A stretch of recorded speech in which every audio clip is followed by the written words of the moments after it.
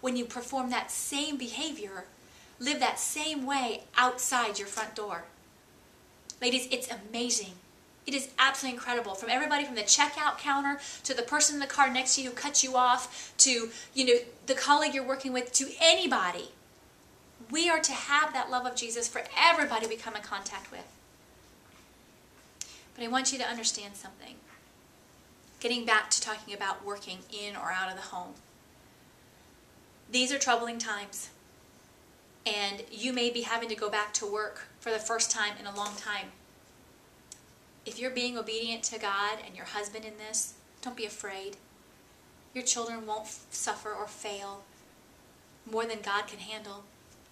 Your family won't suffer or fail more than God can handle. It'll be okay. And if you're being asked by your husband to come home for the first time and be home with your children, and you've been a career working woman and you're like, wait, I went to college and this is what I end up doing? Don't be afraid. Don't be offended. God's got a plan for you. We just have to give up control of what that looks like and be obedient to Him in it. So that obedience brings the blessings. And if you read through the session notes, you know that I fully believed I was going to be a career working mom all the way through. That was never an option to me to even consider not working. I almost got to the point, felt it was my duty to prove to my daughter, or any daughter I was going to have, that she could have it all by working and having a family and making it all work together just fine. I know lots of women who that works beautifully for. I don't think that there's a no in there, except when it came to me specifically. It didn't work for me. It was during that time when I almost got a divorce. It was during that time when my heart started freaking out. I thought I was going to have a heart attack. It was during that time that things just fell apart. If you're in that place right now, if you feel like things are just falling apart, whether you're working at home or working out of the home, can I just encourage you to stop and say, God, what? What am I missing? And if you're scared, tell Him you're scared about whatever change is coming. But I want to encourage you, let God be the leader of your life in this area. The next part of this section that we talk about was the fact that we work really hard. Whether or not we're working in and out of the home, we work really hard. From taking care of ourselves, to taking care of our husbands, to taking care of our children and our families and our friends possibly, and our homes and everything else. There's a lot to be done in a day, right? And I share with you that I like to plan out my days, and I'm hoping that the schedule trackers that you've been using over the course of this class have really kind of helped you figure out where you're putting your time and how to change where that's going. But we need some rest. We need some time to just be. And it's not one of those things you can get just from a women's retreat somewhere or a weekend away. It's got to be a regular, sustainable rest. Ladies, I know you know I'm going to say the Sabbath. And I don't want you to freak out. Because a lot of us need sometimes every minute of every day that we have. But it's because we're pushing things to the limit where we need every minute of every day we have that we are so stressed out and worn out to begin with. It's time to claim that rest. It's time to say, hey, wait, God's commandments are God's commandments. All 10 are equal. He says in there, we need a Sabbath. And I would tell you too, and I'm not trying to drive this point home to hurt you, but to drive it point home so that you feel it and hear it. If God Himself could create the universe and everything in it in 6 days, whatever you got going on in your life can be done in 6 days, or it's just not that important to finish on the 7th.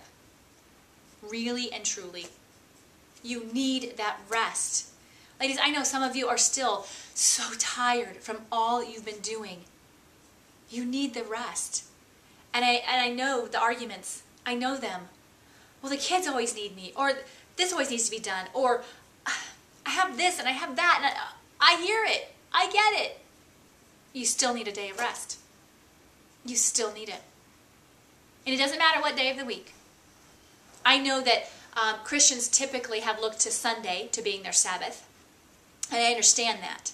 And that is okay. But it's not always easy. If you're a pastor, for example, Sunday's not a day off for you. If you work a retail job, Sunday's not a day off for you.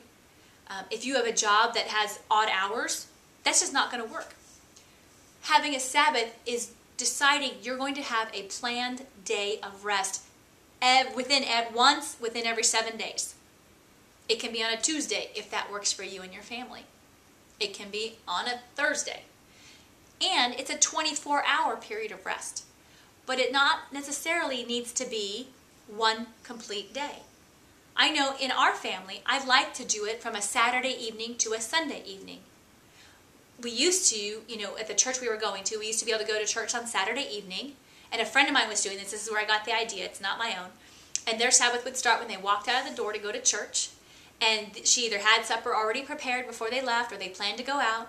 Then the next morning they slept in. She read her paper. She did whatever she wanted. The kids knew, and this is a training thing with your children, the kids knew there were paper plates. There was already prepared stuff to make lunches and breakfast and dinners, and laundry didn't get done, and sweeping didn't get done, and vacuuming didn't get done. Nothing got done until 24 hours after they had left the door to go to church. And then they were able to get their lunches ready for the next day. She was able to cook dinner that night, so there was something for the next day. I mean, it's all about how you plan it. You can do this. You can do a Sabbath. It's not difficult. You just have to let go of trying to be everything and make sure everything is done. And hopefully up until this point, when you've been writing a little to-do list and you've been putting things in your tracker, you've realized, oh, I don't need to do as much as I thought I'd been doing. And hopefully you've been talking to God and say, okay, God, what needs to be removed from my schedule? What needs to be added in? And how do I need to do it all? He's not going to give you more than can be done in 6 days. If he doesn't hold himself to that standard, he's certainly not going to hold you to it. Ladies, please hear me in this. All the work that we've been doing over the last 8 weeks up to this week is meant to have you feel peace. Feeling peace comes from listening to God, from allowing the Holy Spirit to fill you, to guide you. Listen to what it's saying. If it's saying, oh my gosh, I'm exhausted, you're wiped out, you need some rest. And if it's saying, hey, this is great, love is good, life is good, we're great, you need a day of rest still. The Sabbath traditionally has been to honor God, to remember all that he has done. If you're too worn out to do that, take some rest and thank God for the rest that you have. And if you're having a great time, say, God, thank you for this day where I can just do whatever and relax. And it may be uncomfortable for a while. We're not used to having a day of doing nothing. We're so not used to it. But it does get easier. And my Sabbaths are the sweetest, sweetest days of my week. And when I don't plan for them well, oh, don't even get me started. It's very frustrating, and I still struggle.